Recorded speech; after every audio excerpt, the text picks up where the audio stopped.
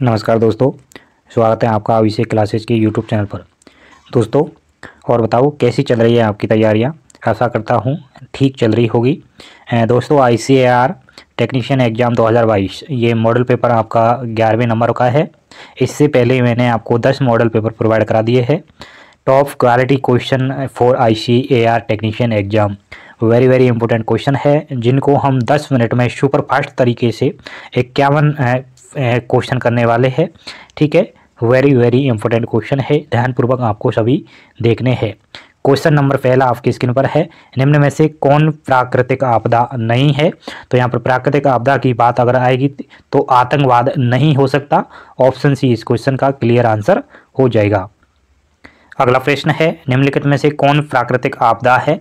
तो इस प्रश्न का राइट आंसर होगा भूकंप। भूकंप को हम प्राकृतिक आपदा की दृष्टि से देख सकते हैं। ऑप्शन सी इस क्वेश्चन का राइट आंसर रहेगा। नेक्स्ट क्वेश्चन है, भूकंप संभावित क्षेत्रों में भवनों की आकृति कैसी होनी चाहिए। वेरी इंपॉर्टेंट क्वेश्चन है कि भूकंप जहां पर ज़्यादा आते हैं वहां पर भवनों की आकृति आयताकार होनी अति आवश्यक है। ठीक है, ऑप्शन डी इस क्वेश्चन का राइट आंसर हो जाएगा। अगला प्रश्न है, भूस्खलन वाले क्षेत्र में ढलान पर मकानों का निर्माण क्या है। तो इस क्वेश्चन का राइट आंसर होगा अनुचित होगा, ऑप्शन बी। अगला प्रश्न है, 1947 की गर्मियों के बाढ़ में बांग्लादेश के लगभग कितने लोगों को क्षति उठानी पड़ी थी। ये 1947 की बात हो रही है। तो यहाँ पर 3.60 करोड़ लोगों को यहाँ पर बहुत ज़्यादा नुकसान पहुँचा था। तो ऑप्शन बी इस क्वेश्चन का सही आंसर रहेगा। नेक्स्ट है, बाढ़ से संभावित बचाव के लिए समुद्र तट या नदी तट से कम कितने मीटर दूर मकान बनाना चाहिए। तो 250 मीटर आपको जो है लगभग लमसम मकान यहाँ पर बनाना चाहिए। नेक्स्ट क्वेश्चन है, भूस्खलन के लिए उत्तरदायी मानवीय कारक कौन सा है। तो यहाँ पर अकुशल खुदाई। ठीक है, ऑप्शन डी सही रहेगा। अगला प्रश्न है, भूस्खलन का अर्थ क्या है। तो जमीन का खिसकना। ऑप्शन सी इस क्वेश्चन का सही आंसर रहेगा।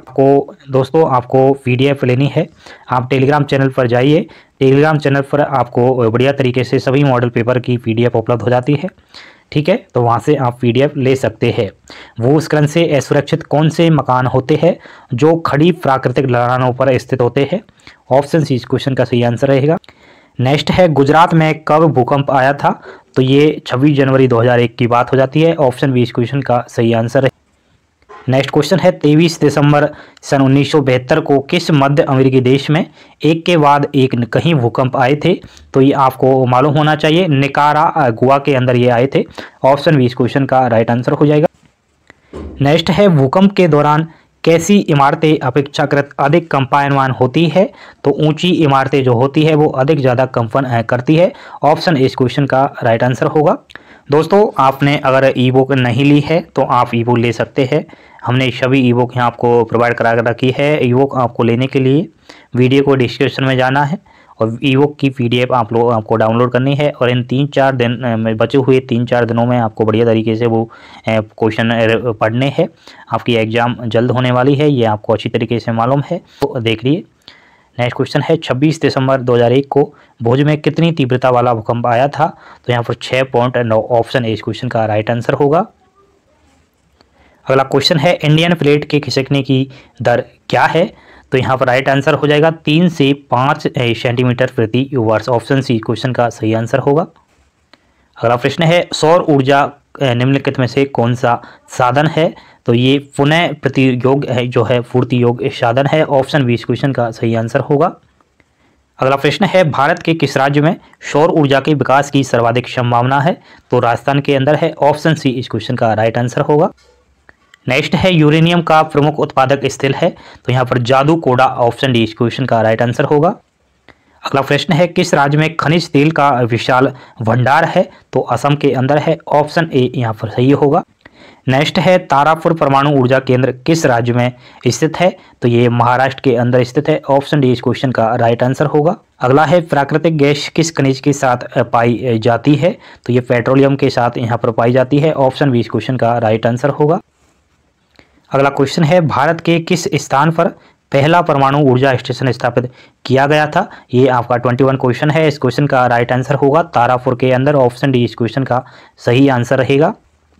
नेक्स्ट प्रश्न, दक्षिण भारत की सबसे बड़ी नदी घाटी परियोजना कौन सी है। तो ये तुंगभद्रा होगी। ऑप्शन ए इस क्वेश्चन का सही आंसर रहेगा।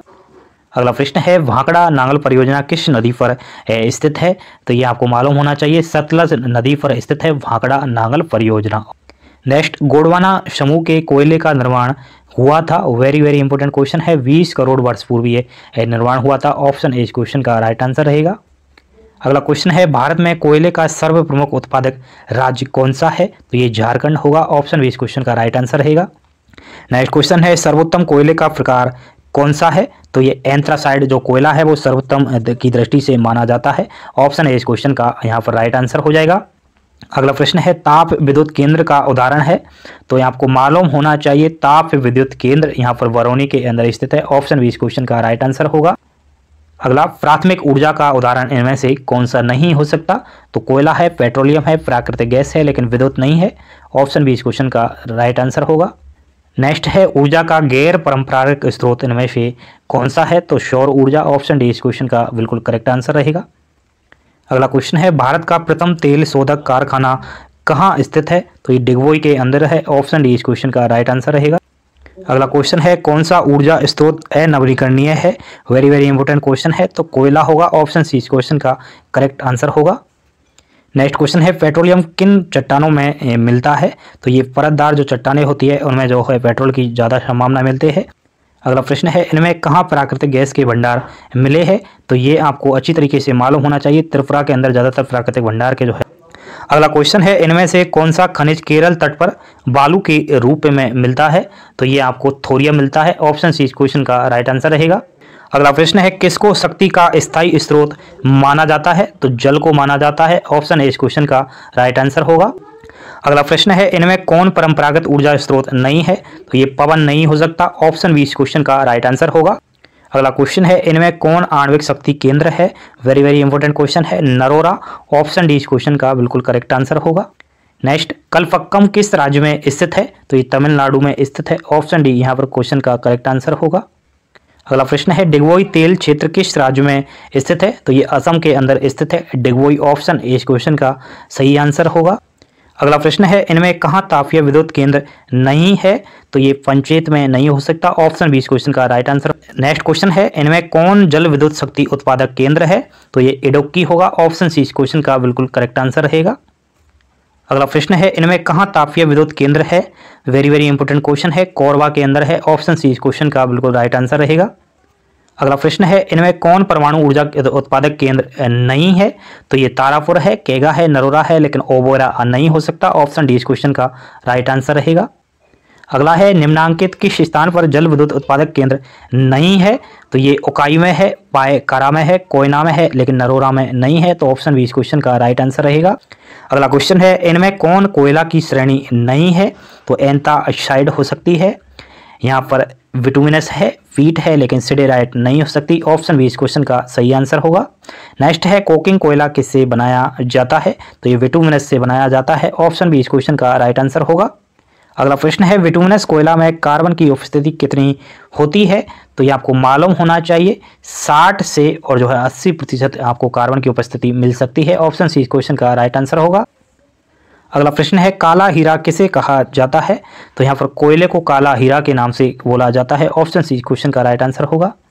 नेक्स्ट क्वेश्चन है 10 में खनिज तेल का पहला कुआं जो है कब खोदा गया था? तो ये 1933 में खोदा गया था। ऑप्शन बी इस क्वेश्चन का राइट आंसर रहेगा। अगला प्रश्न है असम में उत्पादित तेल साफ होने के लिए कहाँ भेजा जाता है? तो डिगबोई के अंदर भेजा जाता है। ऑप्शन सी इस क्वेश्चन का राइट आंसर रहेगा। अगला प्रश्न है मुंबई हाइस से तेल किस वर्ष पहली बार प्राप्त किया गया था? तो 1973 के अंदर प्राप्त किया गया था। ऑप्शन सी इस क्वेश्चन का राइट आंसर होगा। दोस्तों ये मॉडल पेपर 11वें का लास्ट प्रश्न है। आपको पीडीएफ लेनी है, टेलीग्राम चैनल पर पीडीएफ उपलब्ध हो जाती है, वहाँ से आप पीडीएफ पढ़िए। एक बार आपको वीडियो देखनी है, एक बार न समझ में नहीं आए तो दूसरी बार देखनी है, उसके जस्ट बाद आपको पीडीएफ में क्वेश्चन पढ़ने हैं, तब बढ़िया तरीके से आपको ये याद हो सकते हैं। एंड आपके कितने मार्क्स बन रहे थे वो आप हमें कमेंट्स करके बताना। लास्ट पे जो प्रश्न है 51, इसका आंसर आपको दिख गया है। तेल शोधक कारखाना विश्व में सबसे बड़ा इनमें से कौन सा है? तो जामनगर होगा। ऑप्शन डी इस क्वेश्चन का राइट आंसर होगा। ठीक है, धन्यवाद प्यारे दोस्तों।